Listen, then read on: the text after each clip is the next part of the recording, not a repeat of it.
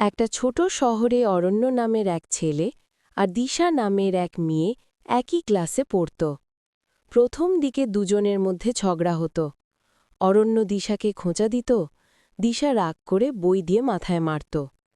ক্লাসের সবাই হেসে উঠত, আর তার মাঝেই একটা অদৃশ্য বন্ধুত্ব গড়ে উঠতে লাগল। একদিন স্কুল পিকনিকে দিশা জঙ্গলে হারিয়ে গেল। হঠাৎ অন্ধকারে অদ্ভুত আওয়াজ শোনা গেল। ভয় পেয়ে কেঁদে ফেলল দিশা। তখন অরণ্য হাত ধরে বলল, ভয় পেও না, আমি আছি।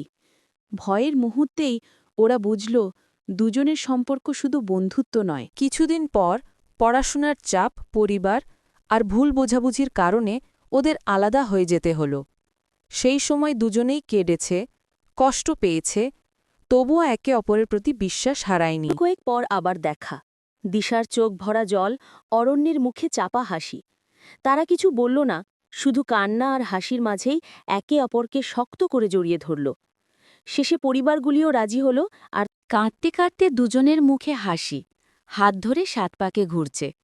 কান্নার ভেতরেই লুকানো সুখের ঝলক, যেন ভালোবাসার পূর্ণতা মিলল।